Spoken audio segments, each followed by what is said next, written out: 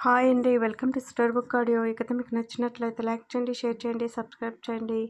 అవును విక్కీ గారు, మీరు వీర్బావ ఏం మాట్లాడుకున్నారో నాకు తెలియదు, కానీ మీరు అందరినీ క్షమించారు కదా, అందుకే నాకు హ్యాపీగా ఉంది. నేను క్షమించాను అని నీకెలా తెలుసు? ఎలా అంటారేంటి? నన్ను మీరు హాస్పిటల్లో చూశారు. నిజంగా కొట్టాలి అనుకుంటే మీరు నన్ను అక్కడే కొట్టేవారు. ఇప్పుడు కూడా మీరు నాతో కోపంగా నటిస్తున్నారు, కానీ మీకు అస్సలు కోపం లేదు విక్రమ్ గారు. నవ్వుతూ అతన్ని హత్తుకుంది. ఇప్పుడు నువ్వు సంతోషమేనా మధు? ఆమె తలనిమురుతూ అడిగాడు. నిజంగా చాలా అంటే చాలా సంతోషంగా ఉన్నాను అని అతని కళ్ళల్లో చూస్తూ, మా బావని క్షమిస్తారని అస్సలు అనుకోలేదు. నిజం చెప్పండి. పొద్దుటి వరకు వాళ్ళ మీద కోపంతో ఉన్న మీరు ఎందుకు క్షమించారు? కారణమేంటో తెలుసుకోవచ్చా? నీకోసమే మధు. ఏంటి? ఆశ్చర్యపోయింది. "ఉమ్" అన్నాడు ఆమె చెంపలపై కన్నీరు తుడుస్తూ. నా కోసం క్షమించారా? చూడు, నీ మాయ మాటలతో నన్ను బుట్టలో పడేయకు. నువ్వు ఎంత ముదురువో నాకు తెలుసు. నా కోసం అంటే లేనిపోని అబద్ధాలు చెప్పి నన్ను బూర్డీ కొట్టించకు. నిజం చెప్పండి అంది. ఆమె మాటలకి నవ్వుకొని, నేను నిజమే చెప్తుంటే నమ్మవు ఏంటి? నువ్వు ఎలా నమ్ముతాను చెప్పు? మెంటల్. నా మీద నీకు ఇసుమంత అయినా నమ్మకం లేదా? నీకోసమే వాళ్ళని యాక్సెప్ట్ చేశాను. నీకు పుట్టిల్లు దూరం చేసి జీవితాంతం నిన్ను బాధపెట్టలేను. భార్యగా నిన్ను నేను చూసుకోవాలి కదా. నీకు మాత్రం ఎవరున్నారు? నీ గురించి వాళ్ళను యాక్సెప్ట్ చేయటం ఒక కారణమైతే మరో కారణం మా అన్నయ్య అన్నాడు. ఏంటి ధర్మగారు? అవును మధు, చివరి క్షణంలో తన మనసులో ఉన్నది అంతా మీ బావకి చెప్పాడు. అంటే అందరూ కలిసి ఉండాలనే కదా. మా అన్నయ్యకి తీరని కోరిక ఉండిపోయింది. అది నేనే తీర్చాలి మధు. ఆ కోరిక ఏంటి విక్రమ్ గారు? ఐషు వాళ్ళ నాన్నని చంపటం. ఏంటి? షాక్ అయింది మధు. అవును విక్రమ్ గారు, మీరు అసలు ఏం చేయాలి అనుకుంటున్నారు? మిమ్మల్ని చూస్తుంటే నాకు భయం వేస్తుంది. అసలు మీ ఉద్దేశం ఏంటి? మా అమ్మా నాన్నల్ని చంపినవాడు స్వేచ్ఛగా భూమి మీద తిరుగుతున్నాడు. అలాంటి వాడిని చంపకుండా వదిలేయటం తప్పు కదా. వాడు ఏం మంచివాడు కాదు మధు. చెయ్యని తప్పులంటూ లేవు. రాజకీయాల్లో ఉండి వాడు మరింత పవర్ తెచ్చుకొని తన బిజినెస్ విదేశాల్లో మొదలుపెట్టాడు. విశ్వనాథ్ని తక్కువ అంచనా వేశాను, కానీ వాడి వెనుక పెద్దవాళ్ళు అందరూ ఉన్నారు. నిన్న కిరణ్తో ఉన్నాను కదా. విశ్వనాథ్ గురించి అన్ని విషయాలు చెప్పాడు.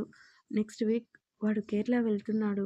అక్కడే వాడిని చంపేస్తాను అని విక్కీ అనగానే మధు భయపడింది. విక్రమ్ గారు, నిజంగానే చంపేస్తారా మీరు? అందులో ఏమాత్రం డౌట్ లేదు మధు అని వాష్రూమ్కి వెళ్ళగానే మధుకు మైండ్ పనిచేయలేదు. భయపడుతూనే అతని భోజనం, వాటర్ బాటిల్ అన్నీ పెద్ద ట్రేలో పెట్టుకుని లోపలికి వచ్చింది. మధు అంటూ లోపలికి వచ్చింది మహా. మహా, వచ్చావా?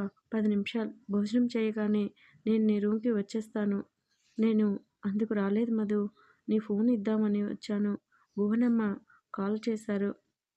లైన్లో ఉన్నారు, మాట్లాడు. నువ్వు అన్నీ చూసుకుని నా రూమ్కి రా, కంగారేం లేదు, బాయ్ అని మహా అక్కడి నుంచి వెళ్ళగానే మధు ఫోన్ చెవి దగ్గర పెట్టుకొని, హలో నానమ్మ, ఎలా ఉన్నాడు బావా? బానే ఉన్నాడురా. ఇప్పుడే ఇంటికి వచ్చాం.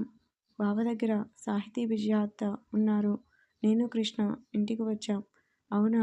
మరి వాళ్ళకి భోజనం? సాహితీ వాళ్ళ అమ్మగారు క్యారేజ్ పట్టుకొని హాస్పిటల్కి వస్తున్నారు. వాళ్ళు రాగానే అత్త ఇంటికి వస్తుంది. ఇంతకీ అక్కడ నువ్వు ఎలా ఉన్నావు? బాగున్నానమ్మా. నిజం చెప్పు మధు, హాస్పిటల్కి రాగానే విక్రమ్ చూసి భయపడ్డావు. ఇంటికి వెళ్ళాక తను నీ మీద కోప్పడ్డా? చాచా, అలాంటిదేమీ లేదు నానమ్మ. ఆయన నన్నేమీ అనలేదు. నిజం నమ్ము. ఇంకా చెప్పాలి అంటే విక్రమ్ గారికి బావ మీద కోపం ఏమీ లేదు అని మధు అనగానే భువన్ గారు ఆనందపడ్డారు. ఏంటి తల్లి నువ్వనేది? అవును నానమ్మ. బావ ఆయన ఏం మాట్లాడుకున్నారో నాకైతే తెలియదు. హాస్పిటల్ నుంచి వచ్చాక ఆయన ముఖంలో కాస్త ప్రశాంతత అనేది చూశాను.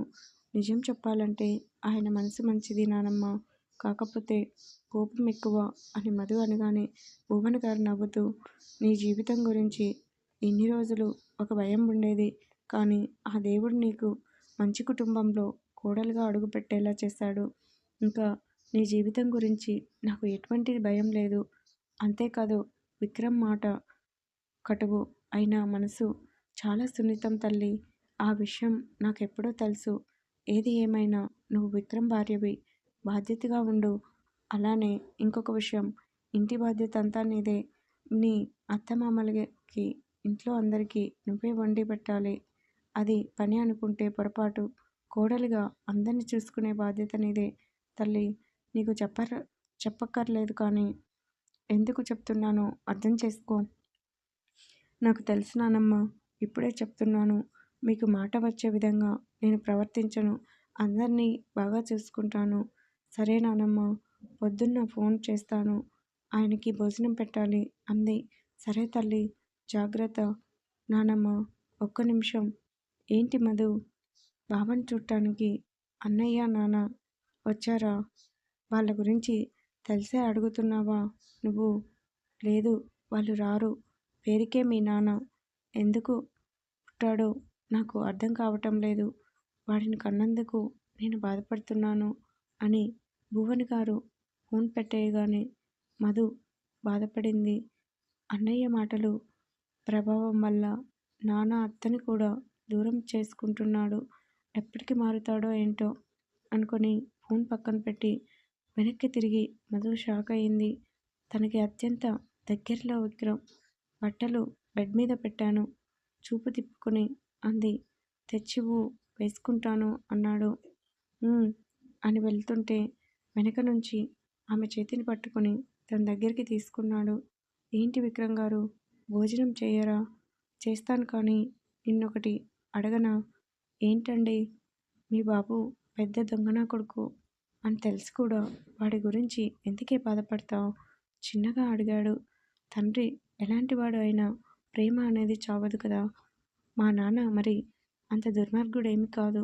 ఒక్క నా విషయంలో తప్ప మిగిలిన అన్ని విషయాల్లో ఆయన బాగానే ఉంటారు అని మధు అనగానే విక్రమ్ రెండు కనుబొమ్మలు పైకి లేపి, మీ బాబుని ఒక్క మాట అన్నా పడవా? ఎందుకు పడాలి? నా విషయంలో ఎలా ఉన్నా మీ విషయంలో మాత్రం నోరు మూసుకొని నన్ను మీకిచ్చి పెళ్లి చేశారు కదా అని మధు అనగానే విక్రమ్ నవ్వు ఆగలేదు. కొనసాగుతుంది. ఆదరిస్తున్న అందరికీ థ్యాంక్ యూ.